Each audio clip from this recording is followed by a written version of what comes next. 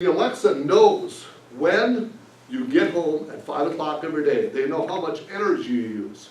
They know how much the distance of your cars, because cars are being regulated. They know how far you drive to work and home. How much do you use? Are you an excessive user of carbon? Do you use too much water? Alexa, turn on the washer. Alexa, turn on the shower, or whatever. And it's all being monitored through smart meters. So they're all watching you and knowing that if you're too much of a hog using energy, they're gonna come down to you when these programs are complete. I just said it's a comprehensive blueprint, right? They say it all the time. You'll see it in some documents here in Rochester. They call it a comprehensive plan. If you look up the Rochester, Minnesota comprehensive plan, that is the comprehensive plan of the United Nations. This is the actual blueprint in layman's term of what they use at the United Nations. There are 17 goals. Each goal has multiple different levels in each one. And this is the end world poverty. This one is for transgender. They got a whole chapter on how everybody's supposed to be inclusive to anybody who wants to be of a different gender, gender bathrooms, gender this, whatever. That's all part of that. This is all about smoking and tobacco and health. This is all encompasses health. You notice that they're trying to pass this tobacco thing of 21 years of age. That's all part of that. And it goes on now, but the ones really I want to focus on too is this one, number 10 and number 11. Number 10 is the redistribution of wealth out of the United States given back to the developing countries. You're going to find out why they're actually shipping the money out of the country. And this one here, they have whole chapters and books and everything you can read on. It's called The Inclusive Cities, Habitat 3 out of the United Nations. This one here says that the Inclusive 3, Habitat 3, this is why they're bringing them to your cities. Every city has a Welcoming Cities resolution, or they're getting Welcoming City. You ever heard of that just recently? St. Cloud, Wilmer, Hutchinson, they're all saying we need to be welcoming and inclusive. You did that here too. I'll show you just a few minutes. This is all the cities are signing on to this because they're signing on to the United Nations resolution under Habitat 3. They're signing on to that, and they don't even know they're signing on to the United Nations resolution.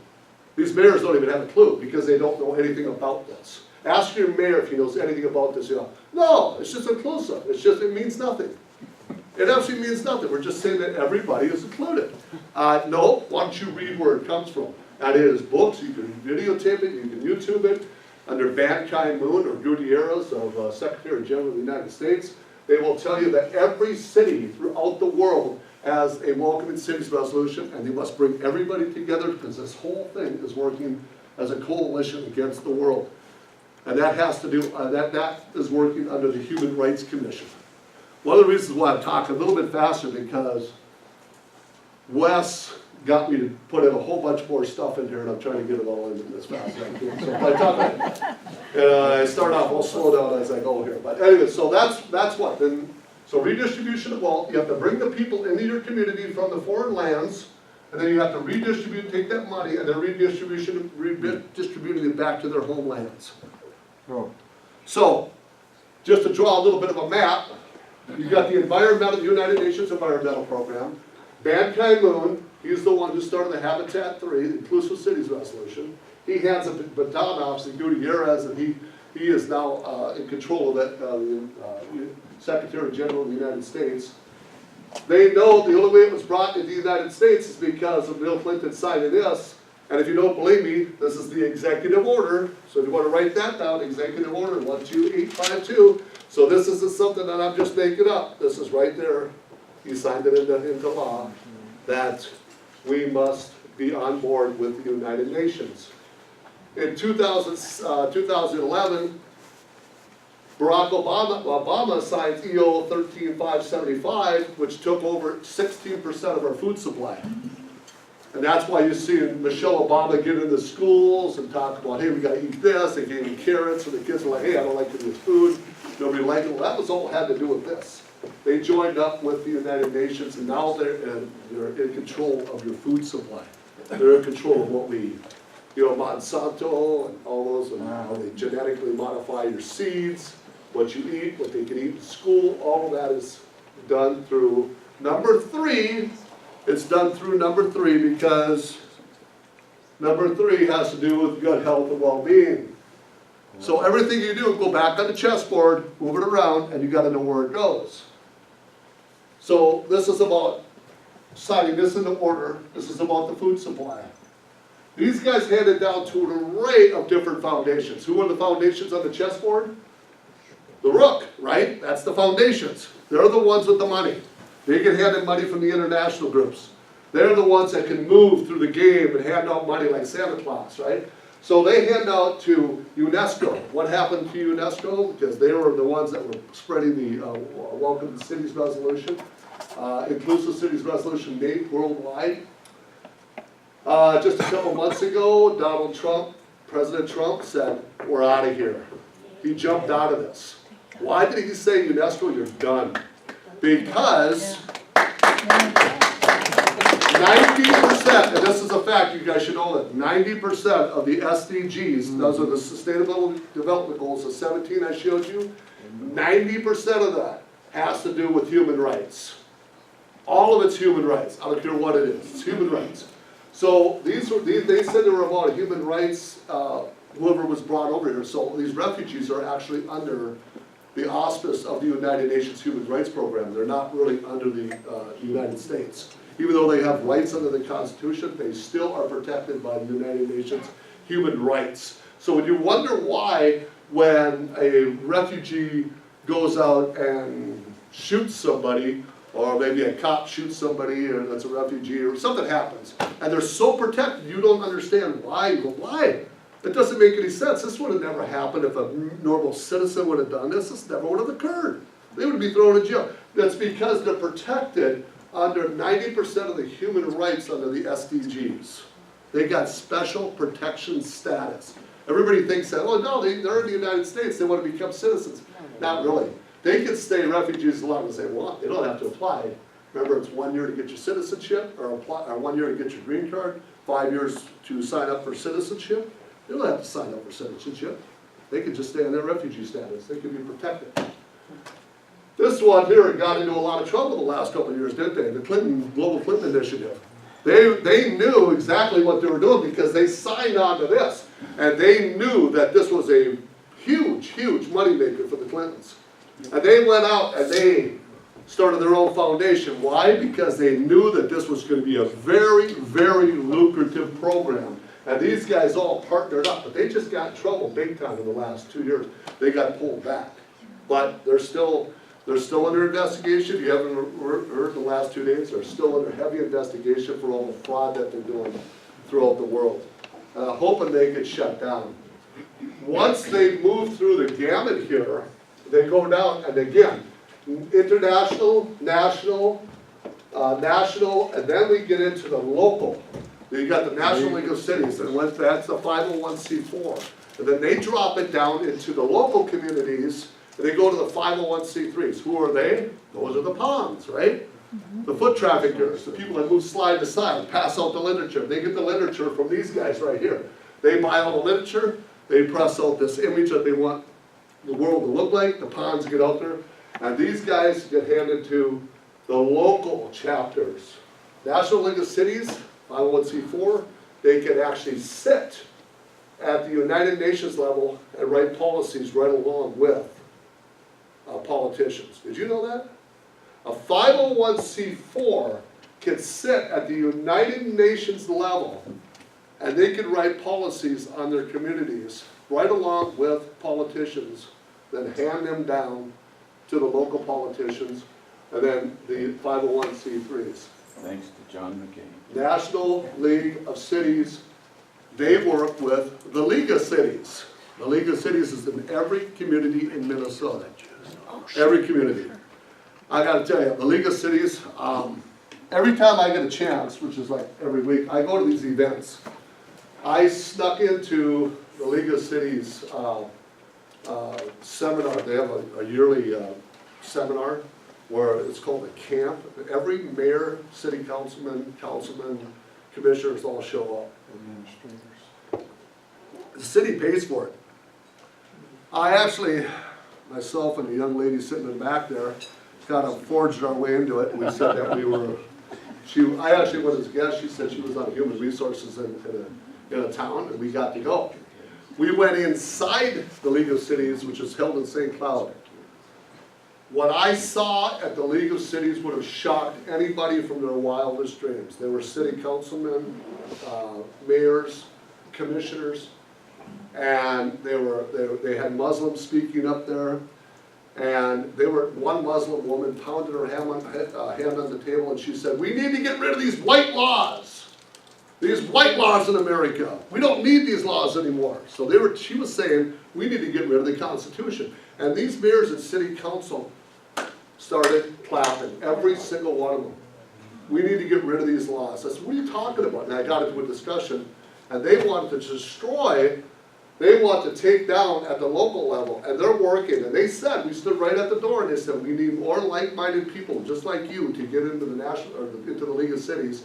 And they were infiltrating all these cities, and they're going out, they're putting them on city councils, they're putting them in mayor's positions. We sat right there, we listened to it. And it went from Edina to Wyoming, Minnesota, to every part of the state was cheering for the downfall of these cities. Because they said they were nothing but racist. Nothing but racist white Americans. And they said this over and over again. We went to the diversity meeting where everybody, it was called the Inclusive Cities meeting. And that's the one they went to, and they all said that America is the downfall and we need to get rid of these laws. So anyway, so as they hand these down to the local, this is a national, to the local levels, then they get to the local levels, then you have your foundations. And you have your foundations like Hormel Foundation, the Blandon Foundation, McKnight Foundation, Wild Foundation. They have 70 different foundations that work here in Minnesota and more, because there's 1,500,000 foundations in America. They work their way down, and they get their money, the smaller ones get their monies from these guys, and they work to spread the same message, and everybody is on the same message. It doesn't matter where you're at. The United Nations Agenda 21 is an action plan. Agenda 21 proposes an array of actions which are intended to be implemented by every person on earth. That was said in 1993. So every person on earth is to be part of this action plan. How does the action plan work? Well, it says right here, the United Nations organizations that wrote the Agenda 21 converged on the federal government agencies, like HUD, EPA, Department of Transportation, and to write the grants. They actually sat on the Presidential Council of Sustainability and wrote the grants. The same agencies also held seats on the Presidential Council of Sustainability. So here you are, you got the guys that were up here are writing grants for our agencies at the national level, and then they hand them down. Once these programs are put into place, they send them down to the state and local under what they call sustainability. You heard that word? Yeah. Remember, it's all sustainability, because that's what the agenda, that's another word for Agenda 21, use sustainability. Sustainability planning. And they tell them that they're going to get all this money. And every city has a American Planning Association. These are dirty buggers right here. And ICLEI is the International Council of Land and Economic Initiatives. They are part of the United Nations. They're right up there with the United Nations. They write the agendas from the United Nations and hand them down through the regulators. And if you do not, or you oppose this, there's things that happen. They attack you in the press. They attack you in the press. And should a community or state refuse to participate voluntarily, local chapters of NGOs are trained to go into action, and they do. You try to fight some of these, they'll hit you in the newspapers, the foundations will go after you every way they can, the foot traffickers, the ponds will go after you, and the interfaith dialogue will go after you, the churches will go after you. They'll begin to put pressure on the city council and commissioners to accept the grants. And remember, the cities don't have to accept these grants. But once they accept them, when they implement them, strings are attached. And because they tell you that your city's going to prosper if you keep taking this grant money. They implement the policies. Should they meet resistance, they begin to issue news releases telling the community that their elected officials are losing millions of dollars for the community. The pressure continues until the grant is finally taken and the policy becomes law. This is socialism, or whatever you want to say it, this is. But they're using it through grants. They're using it through foundations. Foundations are your invisible government. You have your president, your senators, your congressmen, all the way down to the mayor. But then the foundations write these grants, the foundations give the money for the grants, and all these city councils do is rubber stamp that grant. That's all they do. You elect these people, but the people that are being elected say, you know what? Hey, it's millions of dollars for this program. Stamp it. But they have no idea where this money's coming from. They just think it's from the federal world. It's a grant money. What's a grant? There's nothing wrong. I got a grant when I went to college. Grants are good, right? Grants have strings attached to them. And if you don't follow the grants, they will sue you. They will sue the city because you broke the contract. So, from a different perspective, you have your regulators. There's 11 regulatory agencies in the United States. They write regulations, and then the stakeholders are the businesses, the corporations, the 501c3s. They work on the state agencies, and the stakeholders work together. And they work on the county and the city, but they use nonprofit organizations to partner up with the federal government. It's called public-private partnership. That is Agenda 21. That is the biggest thing about Agenda 20 is PPP, public-public partnerships. If you got rid of these guys, you could stop this whole thing. But they are full board in these cities, these nonprofit organizations. And then, like I say, the city just rubber stamps everything. So, let's bring it down a little bit to Rochester.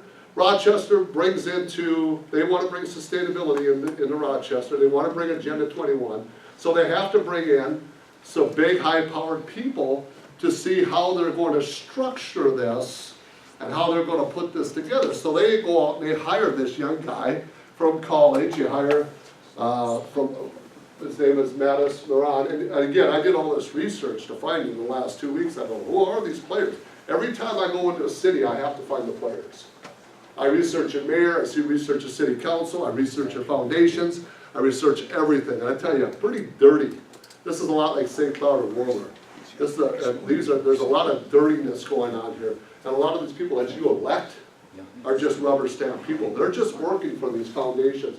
This guy's like a think tank, and he's the office of City of Rochester to what? Smart growth. Another name for Agenda 21. Remember I said there's like 500 names for Agenda 21. There's sustainability, smart growth, open spaces, Agenda 21. Affordable housing.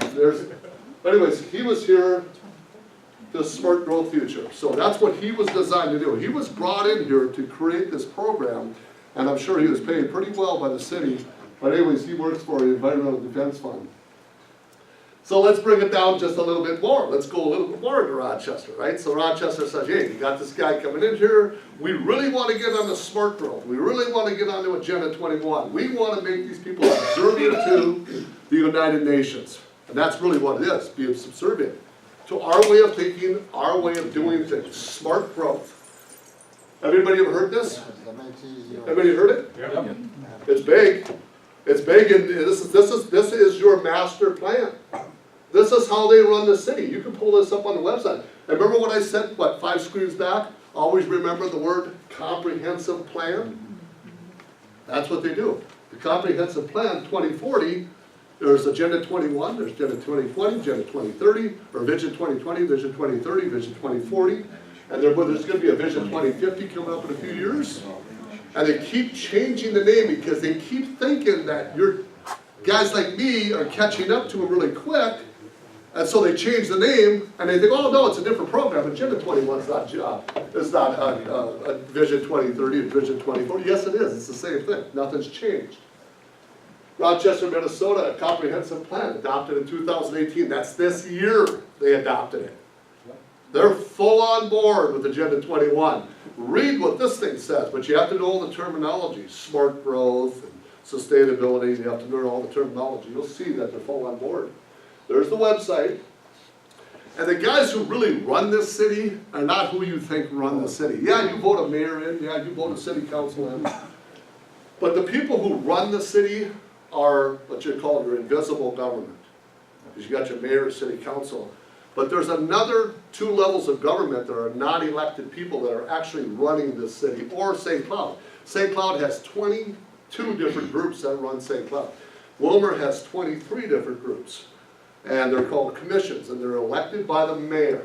And the mayor then selects these commissions, and every city that's pretty good size, the mayor hires them, so he appoints them, and these are the people that he appointed.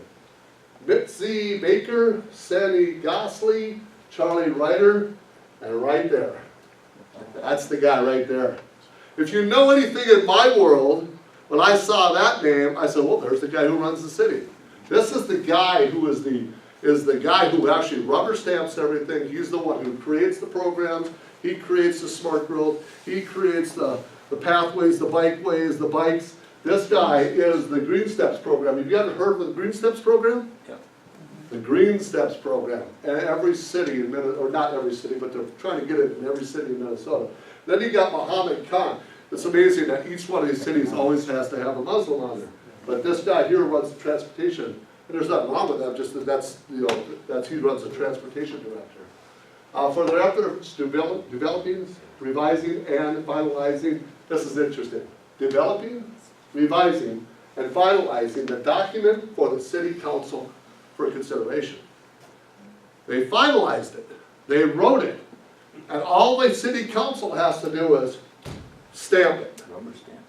That's all they have to do. They never were any part of this. Now they can be on here. The mayor can put any of these guys, he could put 2 city councilmen on any one of these groups. Of these, not this group, but, well actually he could, because there's 2 in St. Cloud. There's 2 on here. But if he does transportation committees and park committees, he could always put 2 city councilmen. So then they create this program, and then it comes back to the city council for a representative. Wait a second, the city council was just on that committee. So they're asking themselves for approval? Isn't that amazing? So anyways, these guys, he appoints these people. They write all these developing and revising, finalizing the document for the city for a rubber stamp.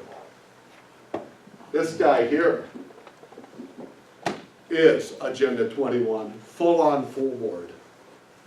We have a guy in St. Cloud, same thing, saw him at the League of Cities meeting, full on board, and I'll show you a little bit more.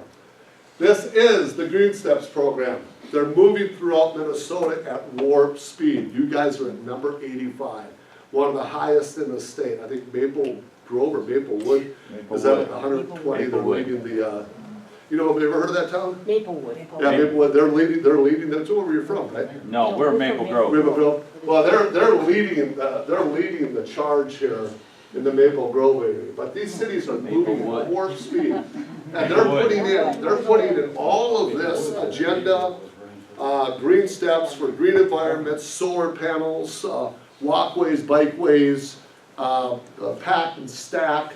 Apartment buildings where they want you to work within an environment so you don't have to drive your car too far, or actually don't even have to drive your car at all. They want to build theaters underneath your apartments and restaurants, so you never have to leave your area. Then they have some open spaces where you can walk your dog and whatever. That's what these guys do. They do action plans so they can take you out of the rural area and try to get you into the inner city.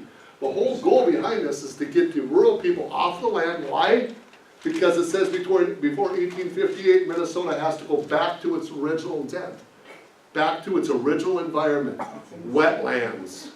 Has to go back to the original wetlands project. So the whole idea, this area up here is what they call Teddy Roosevelt Act. This is 1858. Everything here has to go back. They're trying to fish these people out of here and regulate them and get them back down in here and get them back down in the inner city. Because 55% of the GDP right now worldwide comes from inner city. 55% of the GDP, they want to get, or no, it's 80%. And they want to get that number up higher and higher as time goes. Because the more they can get into the inner city, the more GDP they can get. The more GDP they can transfer out where? To the developing countries. They're not getting enough money off these people out here. They need them to get in here so they have control of their money. And that's written right in the agenda, by the way. So, number 11. Remember I told you there was 3 I wanted you to focus on, number 10 and number 11. Number 11 was the Inclusive Cities Resolution written by Ban Ki-moon out of the United Nations, handed off to Gutierrez. The Sustainability Development, Habitat 3. Bring the people, make cities and human settlements inclusive. Inclusive, that means you have your fire department, your theaters, and everything's all tight knit so you don't have to leave the city. Resilient and sustainable, safe and sustainable. So, here's Ban Ki-moon. Oh, what the heck, I guess we have a video. I thought I lost that video. Let's see what he has to say. You might have to go out of the... Yeah, I think I do. How do you get out of this, Troy? Escape. No. Push escape and then that'll get you out. Yeah. Oh. It might get you out. Yeah, Okay. I'll double click on that one. So it says there, okay, so Ban Ki-moon says, if we get our towns and cities right, we will be closer to achieving all SDGs. That's the 17 goals I was telling you about. If we get our cities right, we will be closer to achieving our goals. Sustainability development goals. Troy, you want to get out of that thing? So, now, let's go back. So those are sustainability development goals. I'm going to make this a little bit bigger. He's going to make this a little bigger. Now I'm going to bring this back down to Rochester again, because most of you are from Rochester, right? Okay. Rochester, along with many other cities, didn't call this a welcoming cities resolution, like they did in Wilmer, St. Cloud. They called it a comprehensive plan. Does that sound familiar to you guys? A comprehensive plan. That's the words that they used because they were going to write a comprehensive plan for SDGs. So this is the one they wrote, and they said, whereas the city of Rochester has historically been committed to diversity among the cities and neighborhoods resilient to all visitors. And it goes on talking about how we have to be inclusive, resilient, loving and peaceful, and we have to accept everybody here as though you guys never did before, but they said, you know what, we're going to make this a comprehensive plan, and they signed it on there because it says, adopted as part of the comprehensive plan in 1999. Where did that come from? The United Nations. Your city signed on to a United Nations resolution of equality and inclusiveness. There's a reason why they call it equality and inclusiveness. It's because 90% of SDGs are human rights. Human rights are protected under what? The United Nations. Refugees and immigrants are protected in the United Nations under a totally different class. When you start using this terminology, you now got a two-class system, a two-tier system. You got the refugees and illegals, and you got the citizens. One's protected by the Constitution, actually, they both are protected by the Constitution, but we have one who's separate but equal because they're protected under this. Because immigrants are protected under the United Nations international law. It's a little bit different. And your city signed on to that. There's UNESCO, and then there's the diversity culture.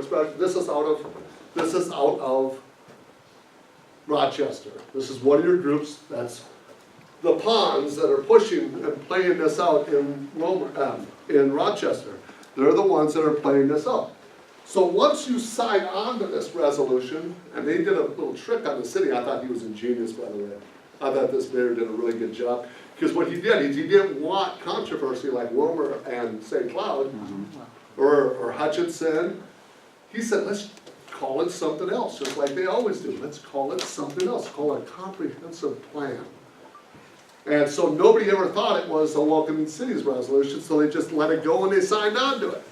Guy was a genius. The mayor and city council pulled one over on you guys. At least that, I don't think everybody ever fought it, did they? Because most cities fight this. Why did you need it? Once the Welcoming Cities or Comprehensive Plan is put into play, this is right out of Welcoming America's Comprehensive Plan. This is right out of their book. You have a Welcoming Cities resolution that you must be what?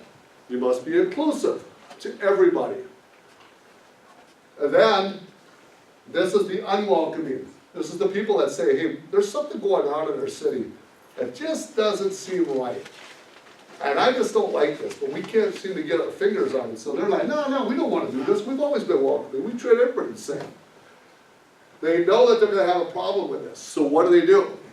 They bring in the ponds, right? The foot workers, the interfaith dialogue people, and all these different churches. And they get out there and they do what? They get in the papers, they call you racist, they call you this, they call you that. And then they just barrage on you and start taking your liberties away from you and say, you know what? We're going to start hitting you real hard. And also people are like, oh God, I'm tired of you calling this. All right, just let them have it. And then you start being subjugated. You say, oh, okay, all right, I don't want to be called a racist anymore, even though I protect the Constitution. I'm not a racist. No, here, come on in here. No, you can have my front door. You can have my living room furniture. You can have whatever you want. You can have it all. Because why? Because you're tolerant. We'll give you prayers at school. We'll give you prayer times at school. We'll give you hijabs when you go when you become Congress. We'll give you a hijab to wear as a cover, which you never had ever before. We'll give you whatever you want. Because why? Because we're tolerant. And I don't want to be called what? Yeah, I don't want to be called a racist anymore. So you're worn down, you're tired, the city council beats on you, the newspapers beat on you. They come at you with full board, every liberal and Democrat just knocking you at your knees. And, all right, okay, I'll just pay, let's get on. But then they go into the welcoming plan. And then the different gears switch up. They go from the ponds, and then the rooks get involved, the bishops get involved, the rooks are sliding up the board, they're going with their grant money, and they're shooting this way with their grant money, and the bishops are saying, interfaith dialogue, we gotta have one God. One God. We all believe in the same God. I understand that they say your God doesn't exist, he's just a whatever, but we have to believe in the same thing. And that's when the stakeholders get involved, and they move their way up. And then they get actively. And so then, once they get to a certain level, then the city signs on to Welcoming America. Now there's only one city that's signed on to it so far, but I do know, because I talked to Welcoming America. Welcoming America is a 501c4, they're nationally known, they've been all the way to the United Nations, shook the hand of Ban Ki-moon, they won awards. And once they get up there, then the city then starts to pay dues, and they follow what? They follow the guidelines and the instructions of the Welcoming City, Welcoming America. Winona just signed on to that. First one this year. You heard about that? Winona, you know where Winona is? That's close, right? They just signed on to that. Winona